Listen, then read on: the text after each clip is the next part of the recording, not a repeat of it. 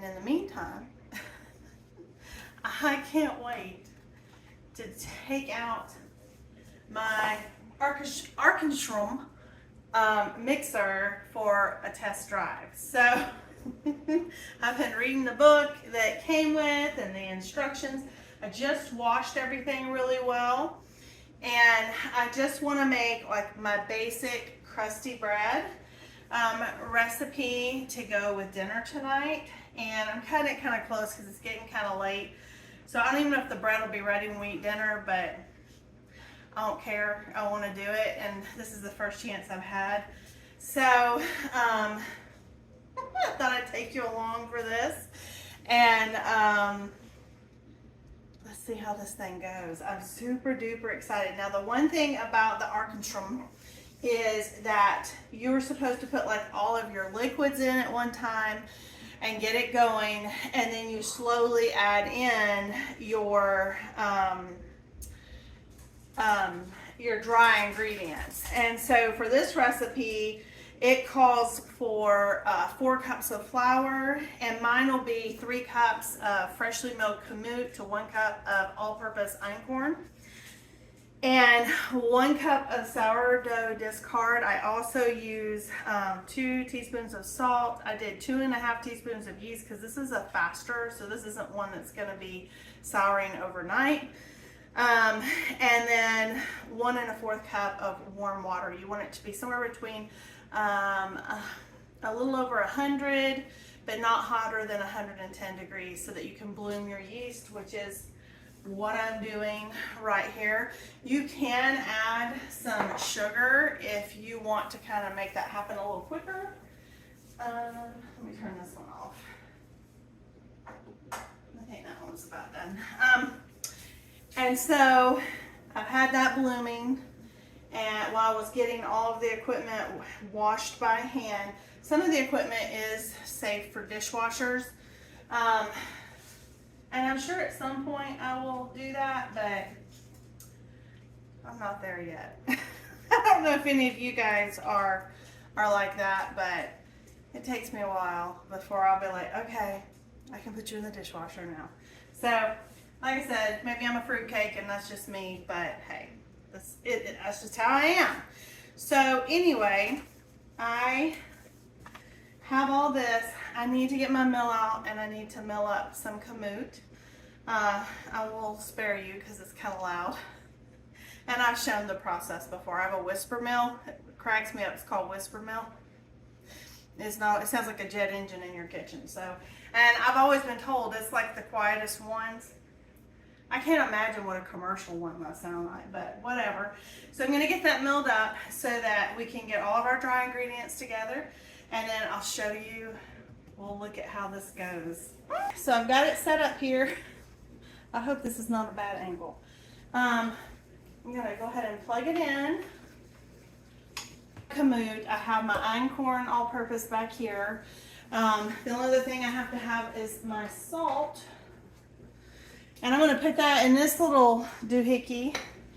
So let's get those things measured out. So let's see. I need 3 cups of the kamut I just milled. 1, 2, and 3. I have a little left over. Uh-oh. Ooh, my chicken. Okay, so I've got 3 cups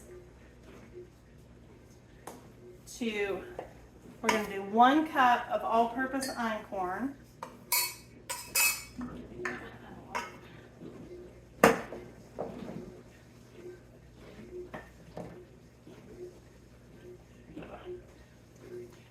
Okay, got that. Alright.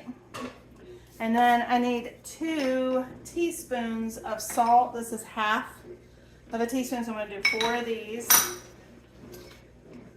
1, 2, 3, 4. The one thing I hate about summer is not the heat and humidity. It is flies. I hate them. Okay, so I'm gonna take a whisk, and I'm just gonna incorporate this, aerate it, as I heard another baker say. That's essentially what sifting, because it kind of aerated your flour. So I thought it sounded good, so that's what I'm gonna call it. So I've got all that mixed in here. I've got my 1 cup here. All right, so now what I have to do is, I have a spatula over here. So I'm gonna go ahead and put in my sourdough starter because it's liquid. And I need to feed my starter because I took it down to almost nothing, which it is good to do that from time to time because your starter will just, and you feed it really good, it goes insane. It will overproduce, which is good for your starter. All right, so now I'm gonna put in my yeast. So yes, I have sourdough starter and yeast. That's a thing. All right. And so now we're gonna turn it, we're gonna turn it on, and I've got it at the 1 o'clock position. They say that this knob is supposed to be like a clock. Okay, not sure why it did that.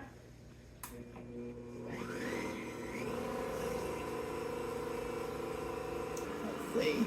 There we go. See how you can see right into the bowl here? All right, so this is our wet ingredients for this. And now you can move this. Won't mess it up. We have our dough scraper right there. So now we're going to start putting in our flour.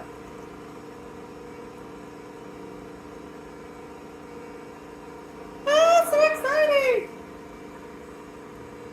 Whew, my starter smells like a brewery. Not even one.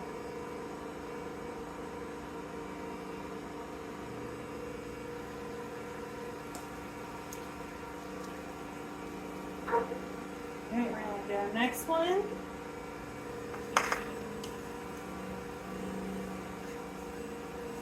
Okay.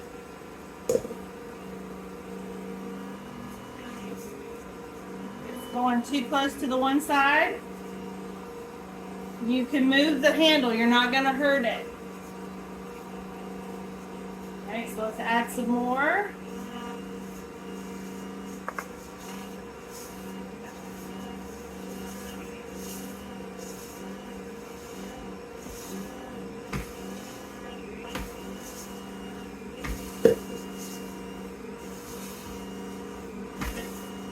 All right, we're going to go ahead and add the rest. And yes, this is normal.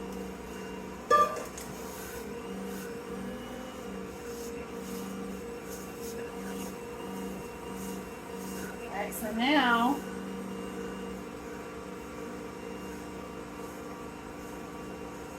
I'm going to let it go.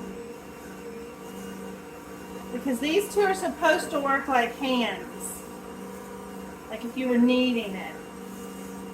Well, I've added a little water.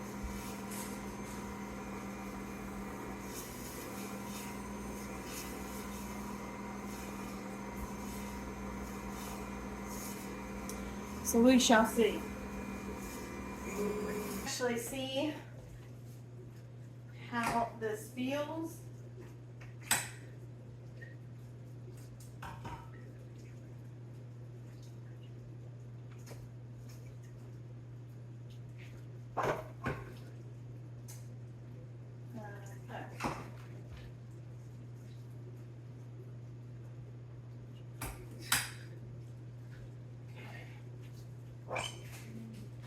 Let's see. Can you see? I'm going to show you what it looks like in the bowl. So it looks like. So I'm going to get closer.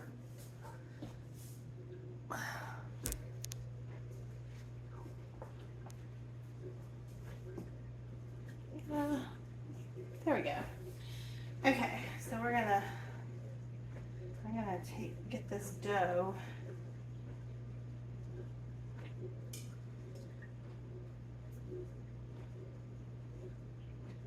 Off of here.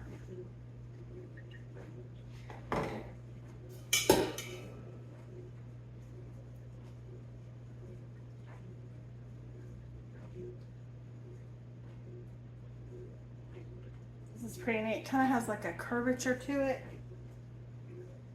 Okay. I've got my little scraper, but I need to get some flour a little bit on my counter here.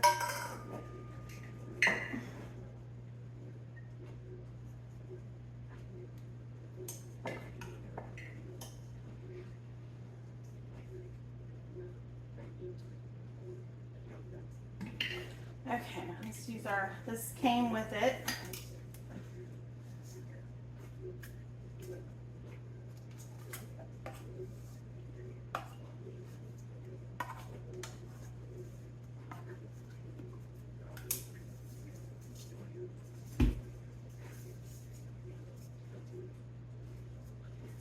Okay. Ooh. Ooh. Oh my. That feels really nice. So let's see.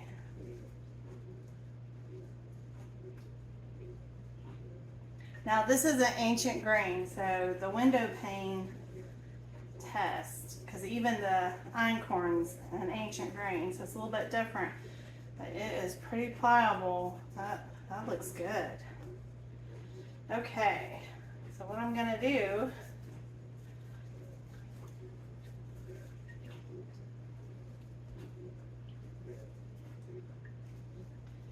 is I think I'm gonna spray it inside here because I don't want it to crack. Let me get my cooking spray. So I'm just gonna spray it. Just kind of roll it around in there. Try to keep it from drying out. And I'm just gonna put the proofing lid on it. I'm gonna set it back in here. Just like so. Move it back. And I'm just gonna let it proof, and I'm fixing to get back to my canning of the tomatoes. And I'll wash all that off by hand. But so far, so good. I am liking this. So I actually did not bake this bread on the day I made it. This is the next day, and all I did was put it to rest in the refrigerator, which is one of the great things you can do with sourdough. It just makes it a little more sour fermented tasted, which we like. This was a fabulous loaf for my first time using this new mixer. I am thrilled, and I will have more content upcoming with this mixer. With that, I just want to say thank you for watching. I do have the July Pantry Challenge free menu, 2-week free menu up on our Sewing Back website. I will put a link in the description if you are wanting to do the July Pantry Challenge 2-week challenge with us. We would love to have you. The menu is free, and don't forget to check the description for the link, and I will see you next time. Bye.